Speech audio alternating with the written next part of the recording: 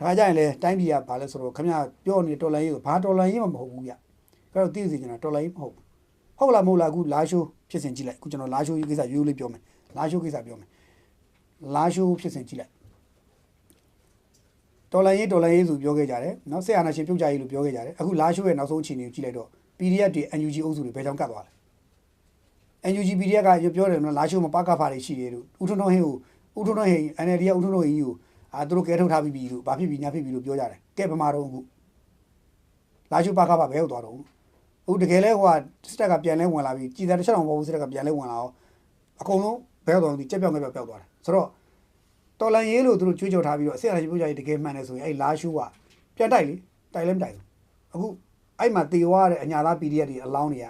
အခုတော့ဘာဖြစ်သွားလဲဆိုတော့မြေဩဇာတွေဖြစ်ကုန်တယ်ဘာမှလည်းမသိဘူးလူမသိသူမသိသေးရတယ်ဘာမှလည်းမဖြစ်တော့အဲ့တော့သူတို့အလောင်းတွေကသူတို့တေပေးရတာဘာအတွက်တေပေးမှမသိပါဘူးလို့ကျွန်တော်ပြောတယ်ခဏပြောခဲ့ဘူးလေ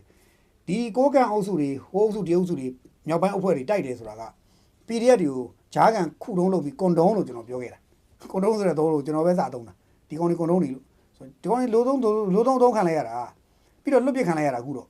့နော်ဒီမှာတက်ကိုချဖို့တော့ကိုတို့ကတက်ကိုဝိုင်းဆော်ဖို့တော့ကိုတို့ကဝိုင်းပြီးတော့ဒီကောင်တွေကွန်ဒုံးလို့သုံးတာပြီးတော့ဗမာဝိုင်းကြီးတက်ခိုင်းတာဗမာဝိုင်းကြီးတိုက်ခိုင်းတော့ဗမာစစ်တပ်နဲ့ဗမာ PDF တွေနဲ့ဒီကတပ်မတော်နဲ့တိုက်ခိုင်းတယ်တပ်မတော်ဗမာစစ်တပ်လို့သုံးပြီးတော့တိုက်ခိုင်းတာအဲ့တော့ချတာတော့တေတော့ဗမာတွေပဲတည်တယ်အများဆုံးတက်ကတေတော့လည်းဗမာတွေအများဆုံးတည်တယ်ဟိုဘက်ကတေတော့ဗမာတွေအများဆုံးတည်တယ်ဒီကောင်တွေကနေရာတွေတစ်ခုအလံဆိုင်တယ်ဗမာတွေရဲ့အလောင်းတွေဗမာ PDF တွေအလောင်းပေါ်မှာဒီကောင်တွေအလံဆိုင်တယ်ပြီးလဲပြီးတော့အခုနေလားငါလားလည်းဖြစ်ကောနောက်ဆုံးလာရှိုးကိုတက်ကိုပြန်ပေးတယ်ဆိုတော့အဲ့မှာတေတဲ့ကောင်တွေကဘာအတွက်တေတာတော့လို့အဲ့မှာတေတဲ့ PDF တွေဘာအတွက်တေတာတော့ရှင်းပြောရင်တော့အဲ့တုန်းကလေးကကျွန်တော်ပြောခဲ့တယ်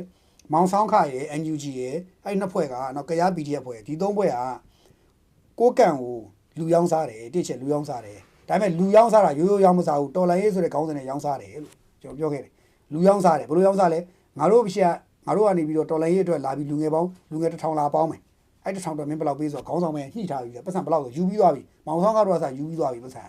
နော်ယူပြီးသွားပြီယူပြီးတော့မှဘယ်လောက်ဆိုနော်နံပါတ်1ငါတို့လူ1000ပို့ရင်ပို့မယ်1000ပေါ့နမူနာပြလူ1000ငါတို့ပို့မယ်အဲ့1000အတွက်မင်းပတ်စံဘယ်လောက်ပေးဆိုပြီးလူရောင်းစားတာလူရောင်းစားရမယ်လူရောင်းစားရလို့လူကုန်ကူးတာကိုလူကုန်ကူးတယ်လို့မသုံးဘဲနဲ့တော်လန်ရေးဆိုခေါင်းစဉ်တက်လိုက်တာအကုန်လုံးတပူတမကြီးသွားကြတာရှမ်းမြောက်ကိုလူကုန်ကူးတာပဲအဲ့ဒါလူမောင်ခိုပဲအဲ့ဒါပြီးလဲပြီးတော့မောင်ဆောင်ခတို့အပါဝင် NUG ကထိပ်ပိုင်းကောင်းဆောင်တွေ KNDF ကကရား PDF ကထိပ်ပိုင်းကောင်းဆောင်တွေပတ်စံရပါတယ်ပြီးလဲပြီးတော့အကောင်တွေတိုက်ကြတယ်ဒါပေမဲ့သူတို့ကဘာပြောလဲဆိုတော့လူငယ်တွေကိုကြတော့အဲ့အောက်ကဘူမတိကိုမတိဝန်တိုက်နေကြလူငယ်ကြတော့နံပါတ်1စစ်တိုက်တဲ့ပညာတတ်သွားမယ်ပြီးရင်မင်းတို့လက်နက်တွေမင်းတို့ရရလက်နက်မင်းတို့ယူအစတဲ့ဂရီကိုသူတို့တည်ထားပြီးသားရရလက်နက်မင်းတို့ယူနော်လက်နက်မင်းတို့ယူစစ်ပညာတတ်မယ်ပြီးရင်မင်းတို့မြန်မာပြည်မအောင်တိုက်တဲ့ခါကျရင်ငါတို့ကနောက်ကနေလိုအပ်တဲ့နည်းပညာကူညီမဲ့စသဖြင့်အဲ့ဒီသဘောတူညီချက်တွေနဲ့လုပ်ခဲ့ကြတာကျွန်တော်ဟိုးရင်နဲ့ပြောခဲ့တယ်အဲ့ဒါ10နှစ်လောက်စတယ်ကျွန်တော်ပြောတာအဲ့လိုလုပ်ခဲ့ကြတယ်ပြီးရင်ချိန်တိုင်းအကောင့်တွေတေးတာပဲဖတ်တင်မယ်ပြီးရင်ကချိန်တိုင်းသူ့နေမြေသူပြန်ပြီးတော့အေးဆေးပြန်အုပ်ချုပ်မဲ့ကောင်လေးလို့ကျွန်တော်ပြောခဲ့တယ် NUG ကိုနန်းတင်ဖို့စစ်တိုက်တာမဟုတ်ဘူးလို့ကျွန်တော်ပြောတယ်အခုအဲ့တိုင်းဖြစ်ခဲ့တာကလာချိုးဖြစ်စဉ်ကတက်တည်ပဲအခုလာချိုးမှာတိတ်ရှိကျွမ်းရောက်နေတယ်ရောက်ပြီးတော့မြန်မာဟိုဘုံစုပ်အဆင့်တခုတယောက်သွားပြီးတော့ထိုင်နေကြီးကြက်ကော့ခဲတယ်နော်ပြီးလို့ရှိရင်အခုနောက်ဆုံးကြားတာဒုတိယဗိုလ်ကြီးကိုဦးနော်ဒုတိယဗိုလ်ကြီးကိုဦးတော်မှာပဲအဲ့မှာသွားထိုင်ပြီးတော့သွားပြီးတော့ခဏစီမံခန့်ခွဲအောင်မယ်လို့ကြားတယ်ခဏဆိုတော့သွားပြီးညှိပေါ့ကိုကန်တက်တွေနဲ့ညှိမယ်လို့ကြားတယ်ကိုကန်တက်တွေကနောက်ဆုံးကိုကန်တက်တွေကလည်းပြန်ဆုတ်တယ်ဘယ်ထိဆုတ်မလဲလို့မင်းပွင့်လင်းပြောရင်ကိုကန်တက်တွေနောက်ဆုံးမှာသူတို့ရဲ့ကိုကန်ကိုပဲအုပ်ချုပ်ခွင့်ရဒေသအထိဆုတ်ဖို့အစီအစဉ်ရှိတယ်ဒါပေမဲ့တဆင့်ချင်းဆုတ်လိမ့်မယ်နောက်ဆုံးကြားတဲ့ information ကိုကန်ကိုပဲအုပ်ချုပ်ခွင့်ရဒေသအထိဆုတ်ပါတဆင့်ချင်းဆုတ်ပါဘာကြောင့်လဲဆိုတော့ခင်ဗျားတို့တက်တည်တစ်ခုထပ်ပြမယ်ဖုန်ဒါရှင်ကပြီးခဲ့တဲ့လပိုင်းကသူဒီအုပ်ကူတွေကိုလာကြည့်တယ်လောက်ကင်မှာဒေသကိုကန်ကိုပဲအုပ်ချုပ်ခွင့်ရဒေသမှာရှိတဲ့အာဇာနီကိုကန်နေအလောင်းတွေပေါ့ကိုကန်နေတည်ခဲ့တဲ့ကိုကန်အလောင်းတွေကိုလာပြီးတော့သူဂါရဝပြုတယ်အဲ့မှာဖုန်ဒါရှင်ကိုယ်တိုင်လာတယ်ဒါပေမဲ့ဖုန်ဒါရှင်ကလာရှိုးကထွေအုပ်ရုံးကိုတက်ကတစ်ချိန်မှာဘုံကျဲတဲ့အချိန်မှာဖုန်ဒါရှင်ထိသွားတယ်ထိသွားတော့ဖုန်ဒါရှင်နားနေထိုင်းသလိုဖြစ်နေတယ်ဖုန်ဒါရှင်နားနေထိုင်းသလိုဖြစ်နေတယ်ဖြစ်ပြီးတော့အခုနောက်ဆုံးဖုန်ဒါရှင်တွေကကိုတရုတ်ပြည်မှာညှိတဲ့အခါမှာတရုတ်ကဂျားကန်ညှိပေးလိုက်တဲ့အခါမှာဖုန်ဒါရှင်တွေကကိုကန်ကိုပဲအုပ်ချုပ်ခွင့်ရဒေသကိုသူ့လက်ထဲသူပြန်ယူမယ်ကိုကန်ကိုချုပ်အိုဘန်ကိုချုပ်အုပ်ချုပ်ခွင့်ရဒေသရဲ့ခေါင်းဆောင်ကသူတို့ပဲလုပ်မယ်အဲ့တော့ကိုကန်မှာလည်းသူတို့ကလွှဲရင်မရှိတော့ဘူးပဲတောက်ချိန်လည်းမရှိတော့ဘူးလျော်အားပေါက်တို့အုပ်စုလည်းဟိုဘန်ထောင်ထဲရောက်နေပြီနော်ဟိုမြည်မိသားစုဝေမိသားစုလည်းမရတော့ဘူးအဲ့တော့ပဲဆောက်ချိန်မိသားစုတော့ဟိုကဘာဖြစ်မှမသိနိုင်တဲ့ကံကြမ္မာကြီးပါအဲ့တော့ကိုကန်ရဲ့အားကြီးတဲ့မိသားစုတွေထဲမှာနောက်ဆုံးကြံခဲ့တာအခုဖုန်ဒါရှင်ဖုန်ကြားရှင်ဖုန်မိသားစုပဲကျန်တော့တာနောက်ဟိုဗာလဲဟိုဦးထွန်းမြင့်နိုင်တို့ရဲ့ထွန်းမြင့်နိုင်ရဲ့မိသားစုရှိသေးတယ်ထွန်းမြင့်နိုင်မိသားစုနော်ဟိုလောဆင်ရလောမိသားစုပေါ့အဲ့မိသားစုကတော့ စီးပွားရေးပဲလုပ်တော့တာစစ်မတိုက်တော့ဘူးနောက်ရန်အုပ်စုရန်မိုးလျံတို့အုပ်စုသူတို့လည်းစစ်မတိုက်တော့ဘူးဆိုတော့ရန်မိသားစုလော်မိသားစုကဘေးထွက်ထိုင်နေတာအဲ့တော့အဲ့မှာကြံခဲ့တာဖုံမိသားစုပဲကျွန်တော်လည်းဖုံမိသားစုပဲကြီးစိုးတော့မယ်ဆိုတော့ဖုံမိသားစုကကိုကန်ဥက္ကဋ္ဌဖြစ်မယ်ချိန်တိုင်းနောက်လာမယ့်အစိုးရတစ်ပေါ်လာလွတ်တော်ဥက္ကဋ္ဌမှာကိုလွတ်တော်တွေပေါ်လာရင်ကိုကန်ဥက္ကဋ္ဌကဖုန်တာရွှေတို့မိသားစုဖြစ်မယ်ဒါပဲ